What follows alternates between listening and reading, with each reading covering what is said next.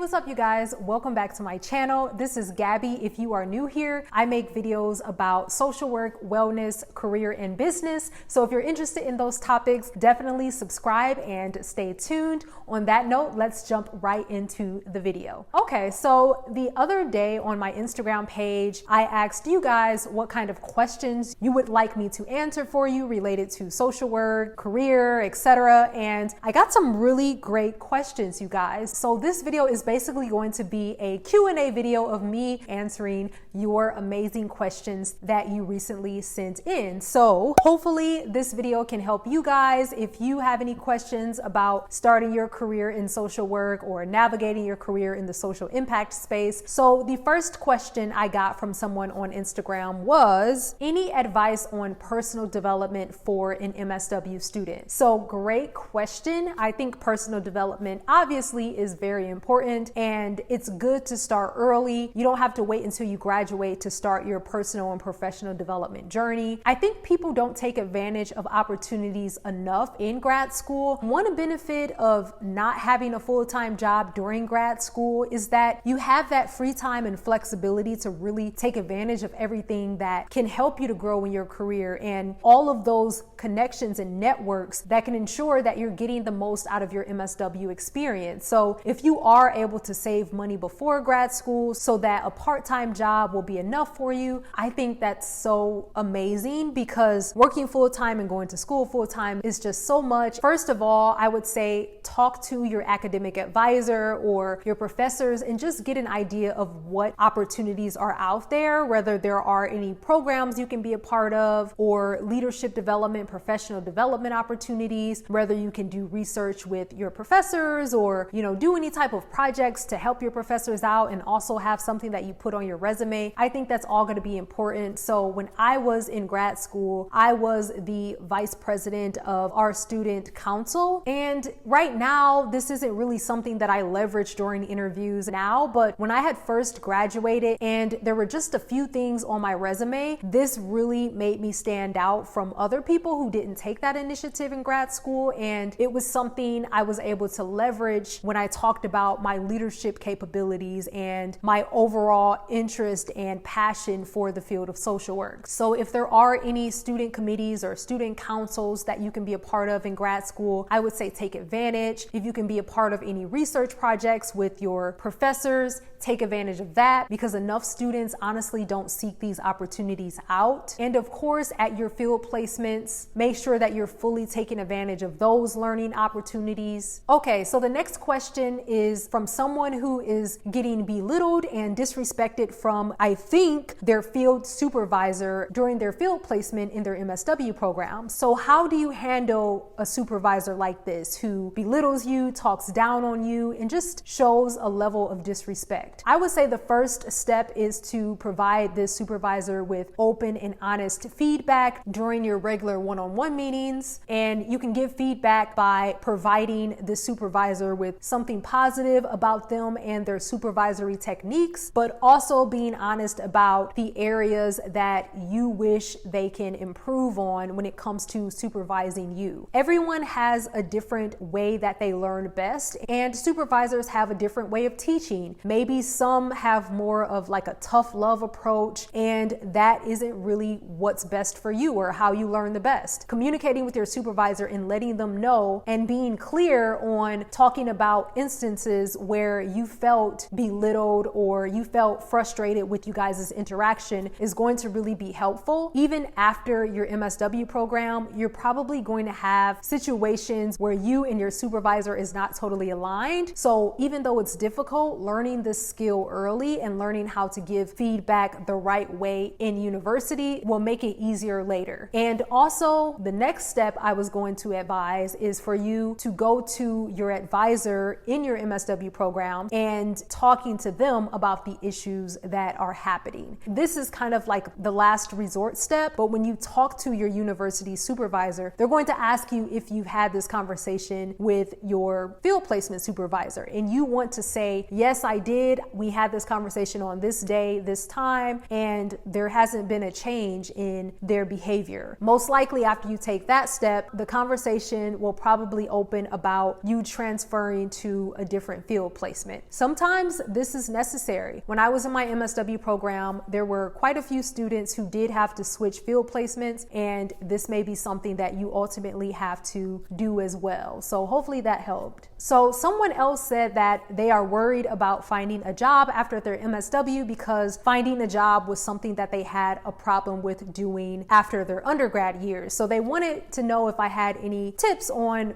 making them more confident that they would find a job after their MSW. So this question is a little hard for me to answer because I'm not sure what prevented this person from finding a job after their undergrad. So what I would ask them is to kind of lay out why they thought they couldn't find a job after their undergrad. Was it because they felt they didn't have the skills or the education necessary? Was it because the job market was bad at that time? Maybe it was because of the location. So I would ask this person to really think about what the barriers were before and to consider which of those barriers having an MSW will knock down for them. Now, if they just live in a very small town and there's little opportunity, having an MSW may not really help. You probably have to take that step and move. But hopefully when you lay out what problems you had with landing jobs in the past, those issues will be lessened with having a higher level of education. And if not, start thinking about what steps you may need to do to minimize the other reasons you couldn't find a job. The next question I got was about being a macro social worker and getting an LCSW. This person wanted to know if that could be beneficial for a macro social worker, because I often talk about how it's not necessary, right? Like for me, I have been in the field of macro social work for over 5 years and I don't have an LCSW. I would say it really depends on what your overall career goals are. There are some people who talk to me and they say that they want to have the option to do therapy and also have the option to do more macro level work. If that's you, then yes, an LCSW is going to be very helpful to have. Or if you are interested in more nonprofit admin, working specifically with social workers or doing social work supervisory roles, then having an LCSW is probably going to be important because you would potentially have to manage other LCSWs. So you also having an LCSW would make you qualified to doing that. But if you're interested in more macro social work roles like myself, where I'm working in more of the corporate foundation work, an LCSW is not required for me. I was never asked about having an LCSW for the jobs that I've had over the past several years. It's just not a part of my career trajectory. So I would say this is another reason it's important for you to really identify what your niche is so you can figure out if you need an LCSW for your particular social impact niche. And I have videos all about finding your niche on this channel, so definitely check those out. Okay, so the fifth question that someone asked is, how do they balance knowing their worth with also being realistic about what they can offer in the job market? I feel like seasoned social workers always talk about the importance of knowing your worth and demanding more out of your salary and out of your job experience. But how do you balance that with also just being realistic about the experience you bring to the table and the skills that you bring to the table? I thought this was a really great question, and it is important to be realistic, right? So doing market research and knowing what the average pay is in your location for the jobs that you're interested in. Also talking to other people who are working in the area you're interested in and asking them what their salary range is. And also, really looking at the job description and seeing what skills they want in their ideal applicant. And you're being honest with yourself and you know that you don't have 3 out of 5 of the skills they're asking for, then you're going to have less leverage. So once again, I think this goes back to developing your niche and your area of expertise in social work and building those skills necessary to be a rock star in that area of expertise. That way, you're able to be sure of your worth and of your value because you know that you've essentially built out your whole career path to be ready for the type of jobs that you're applying for. You've taken the proper trainings, the proper certifications, you've gotten the proper volunteer experience. And since this is your niche, maybe you've also done side projects related to this area. Maybe you even have a blog or a YouTube channel dedicated to whatever your specialty is. Having that level of focus and being able to clearly communicate that yes, you have the skills that these jobs are looking for before is going to make you more confident, and it's going to make your worth higher in the job market. So I think in the job market, for better or for worse, your worth is often tied to the special and unique skills that you can provide a place of employment. Okay, and the next question will be pretty simple and straight to the point for me to answer, but someone asked, what is the difference between macro social work and micro social work? So the way I explain it the quickest is that macro social work requires a one-to-many relationship with a certain population or clientele, and micro social work is usually a one-on-one and a direct relationship with the client. So a quick example is if you work with children who suffer from mental illnesses, a micro social worker may do one-on-one counseling with these children, and a macro social worker who also works with the same population may instead work for a nonprofit that serves this population and helps the nonprofit to fundraise. In that case, the work you're doing is more of a one-to-many approach because you are raising money that will help the nonprofit to support hundreds of youth with mental illnesses who may come to the center in any given year to get services. So I hope that makes sense. Macro social work is usually more behind the scenes and more admin focused. You're still helping people, you still care about social justice and equity, but you're just not working one-on-one and directly with people like a micro social worker would. Okay, another question I got was someone who simply asked macro social work and education. So I assume this person was asking if there are any macro social work opportunities in education. Yeah, sure there are. I think this question is pretty general, but if you are trained in social work and you are doing education related work where you're not working directly with people, that is a macro social work job in education. So if you're working in education policy, if you're developing programs for students or for a school, if you are working for a philanthropy and you're providing grant dollars to education institutions, if you're doing education research, all of that would be education related macro social work roles. I hope that helped. Another question that I get so frequently from foreigners who are reaching out and asking how can they get a social work job in the United States. Unfortunately, there aren't really any clear answers to this. It really does vary. I am not an immigration lawyer. Immigration policies and work visa opportunities in the United States are constantly changing, and I don't stay on top of that because, that's not really my niche. So one thing I would recommend is to find an immigration lawyer that you can work with who can hopefully walk you through the process of getting a work visa in the United States. But one thing I would say is that having something unique that you can bring to a job in the United States is going to really help you because there's already so many social workers in the US, and there's not a huge demand for social workers to the point where we need to start looking out of the country to fill the jobs. You see that happen often when it comes to IT or the medical profession because there's more of a shortage in those fields and a lot of talent internationally that the country can tap into. But social work isn't really like that. So you really have to be clear about what unique gifts you can bring to jobs in the United States so you can fully market yourself. So maybe that unique gift is speaking multiple languages, or maybe you already have experience working on a certain social cause in another country that's just now starting to,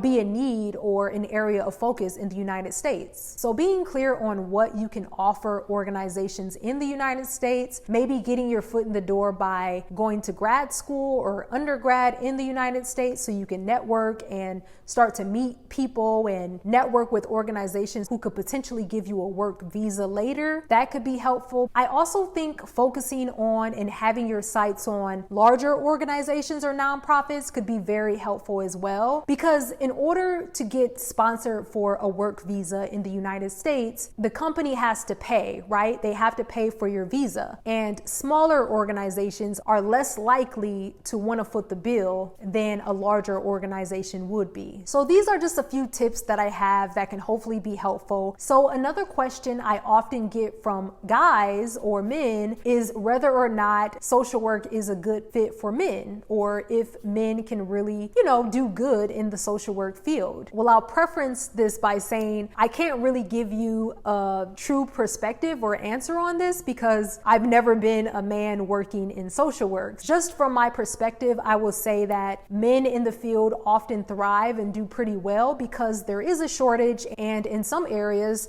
there's a great need for more males. So if you're one of the few, the way the job market works is that you're in higher demand. So you may find that it's easier for you to find jobs and to secure well-paying jobs because of that rarity that you would bring to the field. Now, it may take some getting used to for you working in a female-dominated field, but if you're a male and you're really interested in social work, don't let the fact that there aren't a lot of males deter you from joining the field. I've been the only person with my identity in the room, but you do get used to it and you do learn to cope with it. So the last question that I want to answer in this video is all about how you can find scholarships to go to grad school. This is a really good question because we all know how expensive grad school and undergrad can be, but often for a lot of our career goals, getting that MSW is the step that we have to take. First, I want to say that this isn't really something that I'm staying on top of and something that I'm constantly researching and staying informed about. I don't really know what opportunities are out there for people. This is something that changes constantly. From one day to the next, you're going to find different scholarship opportunities, but I will give some examples about opportunities that rarely change. So one, if you aren't in grad school yet, but you're thinking about going, I would say to investigate different programs or opportunities at your undergrad that can help you to gain scholarships for grad school later. So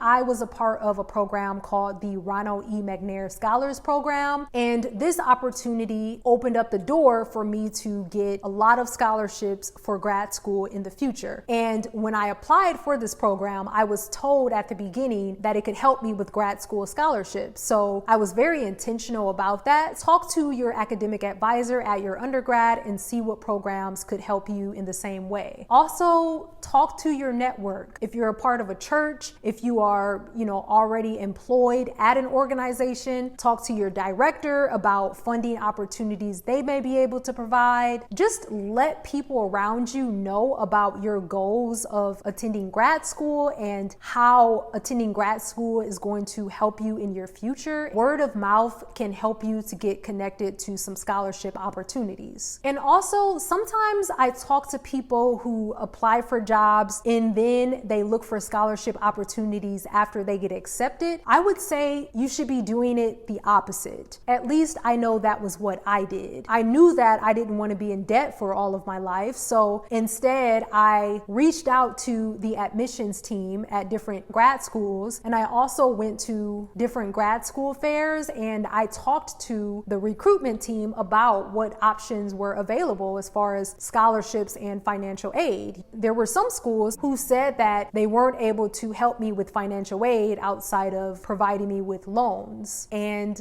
guess what? I didn't apply for those schools. I would recommend doing research on what schools can help you and applying to schools based on what response you get. Because I can tell you, even though I was strategic about it, I still have student loan debt that I had to take out for living expenses and from undergrad, and it's no joke. Having a lot of debt is no fun, and it can really be a dark cloud over your life, and it can prevent you from taking steps in your life that you're ready to take. So I would say to be very smart about it and definitely be strategic about it. But all right, you guys, that is all the questions for now. I'm definitely going to do another video like this in the future, so follow me on Instagram so that your question can be a part of the next video. Make sure that you subscribe. Thank you all so much for watching, and I will see you in my next upload. Talk to you guys soon. Bye-bye.